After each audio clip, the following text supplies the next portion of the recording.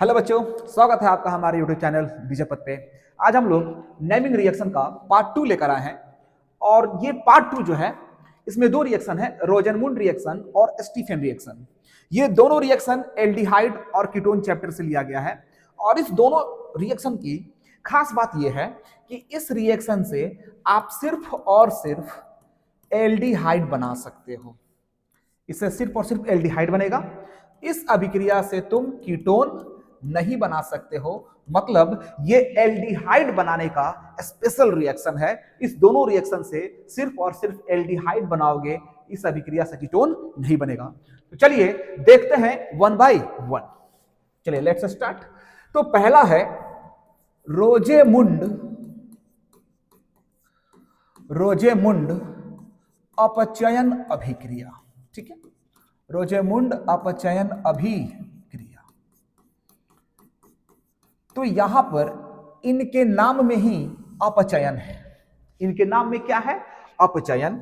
और इनके नाम में अपचयन का मतलब है कि अपचयन का मतलब होता है हाइड्रोजन का योग। मतलब इस अभिक्रिया में हमको हाइड्रोजन क्या करना होगा? जोड़ना होगा। अब यहां पर हाइड्रोजन दो प्रकार से जुड़ सकता है, एक आंशिक रूप से और एक पूर्ण रूप से। तो हाइड्रोजन का जुड़ना अपचयन कहलाता है, या इससे आप हाइड्रोजनीकरण भी बोल सकते हो। ठीक है, तो हाइड्रोजनीकरण का मतलब ये होता है हाइड्रोजन का योग, और अपचयन का भी मतलब होता है हाइड्रोजन का योग। तो यहां पर हाइड्रोजन का योग जो है वो दो प्रकार से हो सकता है। तो एक होता है आंशिक अपचयन, ठीक है, आंशिक अपचयन, और एक होता है पूर्णतः अपचयन, यानी कि कंप्लीट रिडक्शन अपचयन। ठीक है, आंशिक अपचयन का मतलब होता है कि इसमें हाइड्रोजन का योग एक बार होगा, माने कि एक मोल हाइड्रोजन का योग होगा। और पूर्णतः अपचयन का मतलब होता है जब हाइड्रोजन का योग दो मोल हो, यानी कि दो बार हम हाइड्रोजन क्या करें? जोड़ें। तो इस अपचयन अभिक्रिया में आंशिक अपचयन होगा, पूर्णतः अपचयन नहीं होगा। ठीक है, ठीक है। नेक्स्ट आगे अब हम देखते हैं कि रोजेमुंड अपचयन अभिक्रिया होता क्या है। ठीक है, तो जब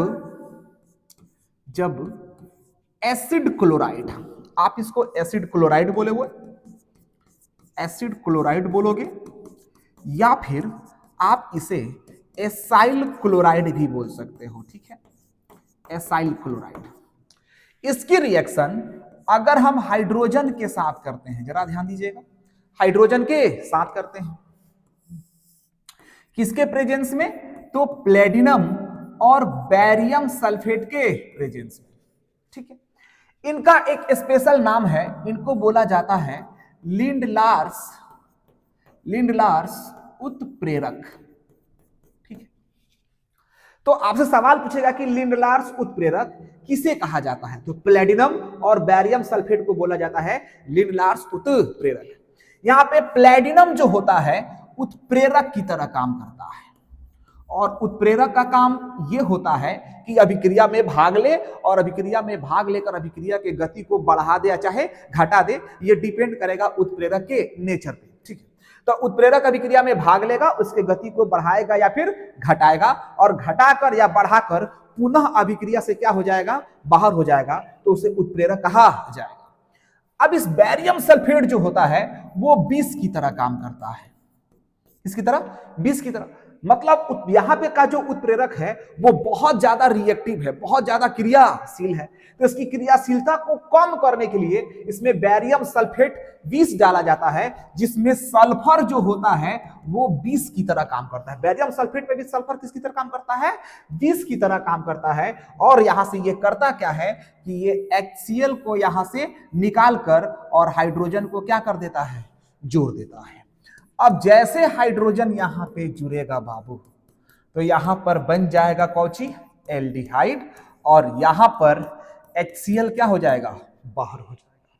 ठीक है, अब आप यहां पे जो R लिखा हुआ है, इस R के जगह कोई भी कार्बन का चयन आप क्या कर सकते हैं? यूज कर सकते हैं। जैसे यहां पर R की जगह हमने क्या यूज करा?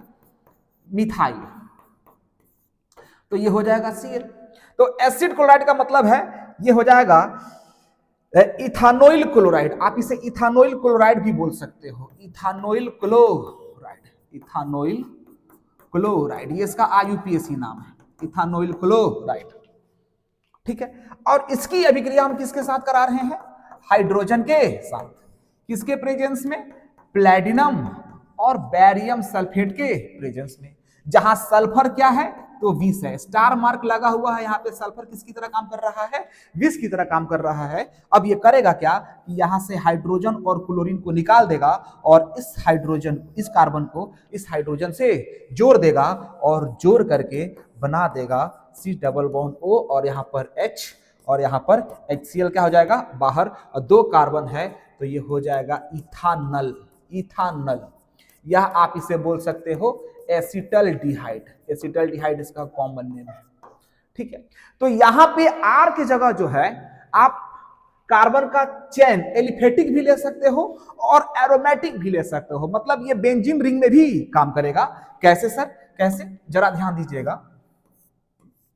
जैसे यहां पर बेंजानोइल क्लोराइड है, बेंजानोइल क्लोराइड है, ठीक है, बेंजानोइल क्लोराइड, और इसका रिएक्शन हमने किसके साथ करा? हाइड्रोजन के साथ। किसकी उपस्थिति में? तो लिंडलार्स उत्प्रेरक की उपस्थिति में, लिंडलार्स उत्प्रेरक की उपस्थिति में। और लिंडलार्स उत्प्रेरक किसको बोला जाता है? तो प्लेटिनम और बैरियम सल्फेट को लिंडलार्स उत्प्रेरक बोला जाता है, जिसमें सल्फर जो होता है वो विष की तरह काम करता है। विष का काम होता है उत्प्रेरक की क्रियाशीलता को घटा देना। ठीक है, तो होगा क्या कि यहां से हाइड्रोजन और क्लोरीन क्या हो जाएगा? बाहर, और इस कार्बन के साथ ये हाइड्रोजन क्या हो जाएगा? जुड़ जाएगा, और जुड़ करके एरोमेटिक एल्डिहाइड का क्या कर देगा? ये निर्माण कर देगा। ठीक है, बहुत आसान है। एरोमेटिक एल्डिहाइड कहने का मतलब यहां पर बन जाएगा आपका बेंजल डिहाइड। ठीक है, और यहां से HCl बाहर। अब जरा सोचिए कि अगर इस रिएक्शन से, मतलब इस रिएक्शन में, रोजेमुंड रिएक्शन में, इस 20 को गायब कर दें, बैरियम सल्फेट को हटा दें, तो क्या होगा? तो ध्यान दीजिएगा, अगर इस अभिक्रिया से अपन बैरियम सल्फेट को हटा देंगे तो यहां पर ये उत्प्रेरक जो होगा ये अत्यधिक क्रियाशील हो जाएगा, मतलब कि पावरफुल कैटलिस्ट हो जाएगा, और ये क्या करेगा कि यहां से HCl को निकाल देगा और निकाल करके ये एल्डिहाइड बना देगा। और ये एल्डिहाइड पर नहीं रुकेगा, ये एल्डिहाइड पर नहीं रुकेगा, ये एक बार फिर हाइड्रोजन को क्या करेगा? अपने से जोड़ेगा, और जोड़ करके ये अल्कोहल में परिवर्तित हो जाएगा, यानी कि ये 1 डिग्री अल्कोहल का क्या कर देगा? निर्माण कर देगा। तो इस अल्कोहल से बचने के लिए यहां पर हो रहा है आपका कंप्लीट रिडक्शन। ये पूर्णतः अपचयन है और ये आंशिक अपचयन है। ये क्या है? आंशिक अपचयन, और ये क्या है? पूर्णतः अपचयन। तो हमको तो क्या बनाना है? एल्डिहाइड बनाना है, हमको अल्कोहल थोड़ी बनाना है। तो इसको अल्कोहल से बनने से रोकने के लिए इसमें हम बैरियम सल्फेट यानी कि विष डालते हैं, और ये विष क्या करता है? इस उत्प्रेरक की क्रियाशीलता को घटा देता है, और घटा देने से क्या होता है कि ये एसिड क्लोराइड एल्डिहाइड तक अपचयित होकर रुक जाता है। अगर इस अभिक्रिया से बैरियम सल्फेट को गायब कर देंगे तो ये उत्प्रेरक पावरफुल हो जाएगा, और ये यहां पर कंप्लीट रिडक्शन होकर इसको सीधे अल्कोहल में क्या करेगा? चेंज करेगा। मतलब अब अभिक्रिया बीच में नहीं रुकेगा, वो जाकर अल्कोहल पर अपचयित होकर रुक जाएगा। लेकिन अगर हमको अभिक्रिया बीच में डालना है और हमको एल्डिहाइड खाली बनाना है, तो इस अभिक्रिया में हमको बैरियम सल्फेट ऐड करना पड़ेगा, ताकि रिएक्शन की गति को चाहे वो उत्प्रेरक की क्रियाशीलता को क्या कर दे? कम कर दे, और अभिक्रिया एल्डिहाइड पर आकर रुक जाए।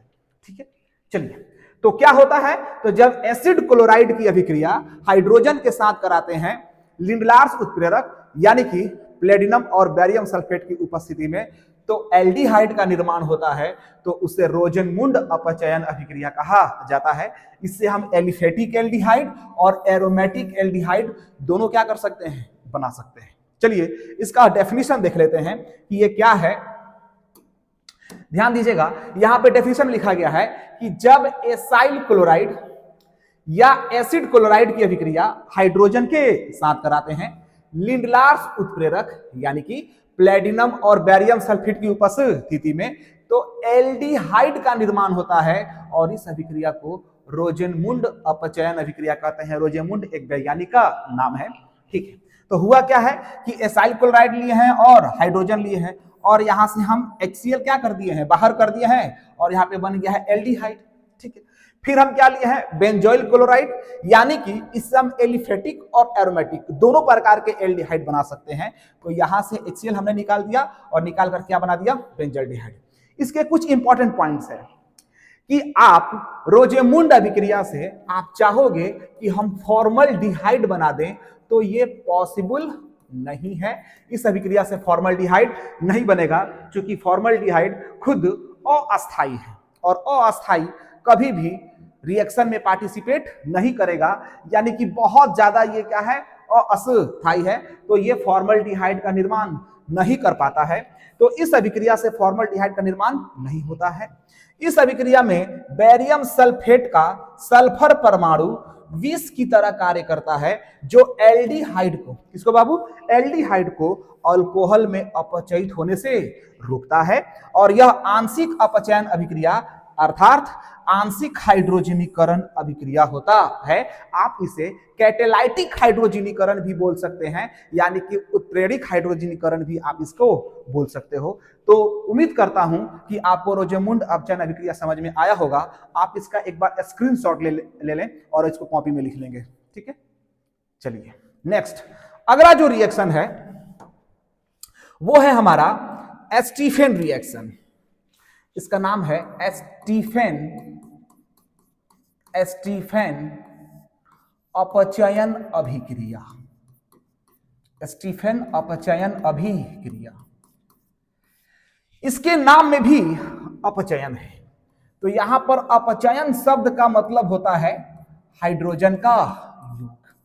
मतलब इस अभिक्रिया में भी हमको क्या करना है, हाइड्रोजन जोड़ना है। ठीक, तो हाइड्रोजन जोड़ना है, तो इसलिए इसको बोला जाता है स्टीफेन अपचयन अभिक्रिया, या आप इसको भी हाइड्रोजनीकरण अभिक्रिया बोल सकते हो। और यह हाइड्रोजनीकरण उत्प्रेरक की उपस्थिति में हो रहा है, तो आप इसे कैटेलाइटिक हाइड्रोजनीकरण भी कह सकते हो। चलो देखते हैं कि स्टीफेन अपचयन अभिक्रिया क्या होता है। तो जब आप एल्काइल साइनाइड, किसको, एल्काइल साइनाइड लेते हो या नाइट्राइल लेते हो, ये एल्काइल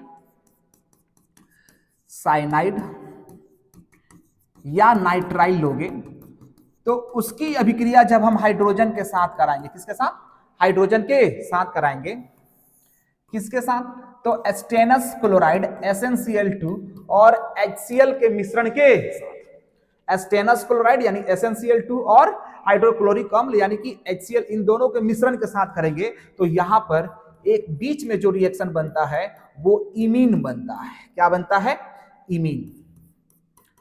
ये बनता है इमीन। ये मध्यवर्ती है, अभिक्रिया के बीच में बनता है और ये अस्थायी होता है। ये क्या होता है, अस्थायी, बहुत कम समय के लिए बनता है और ये तुरंत जल के साथ अभिक्रिया करता है। जल को क्या हम ऐसे लिख सकते कुछ देर के लिए, अरे भाई H2O है तो इसको हम ऐसे लिख सकते हैं ना, समझने के लिए। ये ट्रिक है ताकि हमको चीजें आसानी से समझ में आ जाए। अब हम क्या करेंगे कि इसको बीचे बीचे जो है काट देंगे, फाड़ देंगे। अब जब बीचे बीचे फाड़ेंगे तो होगा क्या, जरा ध्यान देना मुन्ना, RC और यहाँ पे डबल बॉन्ड है, डबल बॉन्ड को बीचे बीचे फाड़ दिए हैं, तो बीचे बीचे फाड़ दे तो डबल बॉन्ड है ना यहाँ पे, डबल बॉन्ड, और यहाँ से ऑक्सीजन क्या हो जाएगा, जुड़ जाएगा, और यहाँ पर ये हाइड्रोजन जस के 10, और यहाँ से अमोनिया बाहर हो जाएगा। ध्यान दीजिएगा, यहाँ से अमोनिया जो है NH3 जो है वो क्या हो जाएगा, बाहर हो जाएगा, और यहाँ पर बन जाएगा आपका एल्डिहाइड। ठीक, तो इस अभिक्रिया से भी आप सिर्फ क्या कर सकते हो, एल्डिहाइड बना सकते हो। इससे भी आप चाहोगे कि कीटोन बन जाए तो ये पॉसिबल नहीं है, इससे सिर्फ और सिर्फ एल्डिहाइड बनता है। चलिए एक और एग्जांपल लेके चेक कर लेते हैं। जैसे अपन मिथाइल साइनाइड, क्या ले लिया, मिथाइल साइनाइड, और इसकी अभिक्रिया किसके साथ कराया, हाइड्रोजन के साथ। अब देखो ये रिएक्शन कैसे करता है। कार्बन और नाइट्रोजन में सबसे ज्यादा विद्युत ऋणात्मक, कौन है? नाइट्रोजन है। तो नाइट्रोजन इस इलेक्ट्रॉन को अपनी तरफ खींचेगा, तो यहां पर डेल माइनस यानी कि माइनस और यहां पर प्लस। ठीक है, अब यहां पर हेट्रोलाइटिक क्लीवेज करेंगे, तो हेट्रोलाइटिक क्लीवेज होगा तो एक पर प्लस और एक पर माइनस। ठीक है, ये समझने के लिए ऐसा कर रहे हैं। तो इसका प्लस और इसका माइनस, इसका माइनस और इसका प्लस आकर क्या हो जाएगा? जुड़ जाएगा, और जुड़ करके यहां पर CH हो जाएगा, CH। आइए ट्रिपल बॉन्ड से क्या हो जाएगा? डबल बॉन्ड, और यहां पर NH, और यहां पर क्या बन गया आपका? इमीन। और ये इमीन क्या है? तो मध्यवर्ती है, जो कि अभिक्रिया के बीचों बीच बनता है, और ये अस्थायी होता है, क्षणिक होता है। ये तुरंत क्या करता है? जल के साथ अभिक्रिया करता है, और जल को हम कुछ देर के लिए ऐसे लिख दे रहे हैं। ठीक है, अब हम क्या करेंगे कि इसको बीचों बीचों फाड़ देंगे। ठीक है, अब जब बीचे बीचे फाड़ेंगे इसको, तो यहां पर CH3 एज इट एज लिख देंगे, वहां पे CH, और यहाँ पे डबल बॉन्ड बीचे बीचे फट गया, तो यहाँ पे डबल बॉन्ड होगा, डबल बॉन्ड, और यहाँ पे ऑक्सीजन जुड़ जाएगा इस डबल बॉन्ड से, और यहाँ पर H को ऐसे लिख देंगे, कार्बन के H को, और यहाँ से बाहर क्या हो जाएगा? NH और H2, यानी कि अमोनिया जो है इस रिएक्शन से बाहर हो जाएगा, और बाहर होकर बन जाएगा यहाँ पे एसिटल्डिहाइड। ठीक है, यानी कि इथानल। तो बाबू ये स्टीफन रिएक्शन है, और इस दोनों रिएक्शन से हम सिर्फ और सिर्फ एल्डिहाइड, सिर्फ और सिर्फ एल्डिहाइड बना सकते हैं। चलिए एक बार इसका डेफिनेशन चेक कर लेते हैं। ठीक है, स्टीफन, स्टीफन अवचन अभिक्रिया क्या है?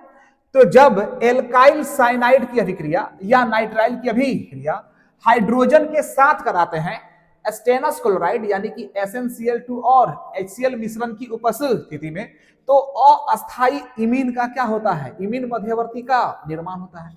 मध्यवर्ती का मतलब होता है जो अभिक्रिया के बीचों बीच बनता है। ठीक है, और वो अस्थायी होता है क्योंकि उसके पास उसका अष्टक पूरा नहीं होता है। तो वो क्या करता है कि पुनः किसी से अभिक्रिया करके अस्थायी होना चाहता है, तो वो पुनः किससे अभिक्रिया करेगा? जल से, यानी कि उनके जलांशन कराया जाएगा, जलांशय कराया जाएगा, और जैसे जलांशय होगा तो वो किस में बदल जाएगा? एल्डिहाइड में, और इस अभिक्रिया को स्टीफन अभिक्रिया कहा जाएगा। सेम रिएक्शन होगा यहाँ पे, कार्बन और नाइट्रोजन में सबसे ज्यादा विद्युत ऋणात्मक नाइट्रोजन, तो ये माइनस और ये प्लस। हेट्रोलिटिक क्लीवेज होगा तो ये प्लस और ये माइनस, तो एक का इसका प्लस माइनस इसके साथ, इसका प्लस माइनस इसके साथ, और जुड़ कर बना देगा इमीन, और इमीन को पुनः हम जलांशय कराएंगे, उसको बीचे बीचे फाड़ देंगे, और यहाँ से ऑक्सीजन बीच में ही जुड़ जाएगा और जुड़कर बना देगा एल्डिहाइड, अमोनिया बाहर निकल जाएगा। सेम कहानी यहाँ पे भी है, सेम ये बॉन्ड, ये कार्बन नाइट्रोजन में सबसे ज्यादा इलेक्ट्रोनेगेटिव नाइट्रोजन, तो ये माइनस और ये प्लस। हेट्रोलिटिक क्लीवेज करेंगे तो प्लस और ये माइनस, इसका प्लस इसका माइनस, इसका माइनस इसका प्लस, जुड़कर इमीन बनाएगा। फिर इसका जलांशय करेंगे, H2O को हम ऐसे लिख सकते हैं और इसको बीचों बीचों काट देंगे। ये चीजें है जो है ये ट्रिक है, ये समझने के लिए है। ठीक है, ये इसका मैकेनिज्म नहीं है, इसका मैकेनिज्म अलग है। ठीक है, तो ये ट्रिक लगा रहे हैं ताकि हमको चीजें आसानी से समझ में आ जाए। तो ये बन जाएगा इथानॉल, और अमोनिया क्या हो जाएगा? बाहर हो जाएगा। उम्मीद करता हूं कि आपको ये रिएक्शन समझ में आया होगा। अब हम लोग मिलेंगे नेक्स्ट नेमिंग रिएक्शन के पार्ट में, और एक बेहतरीन रिएक्शन लेकर आएंगे। तब तक के लिए थैंक यू सो मच।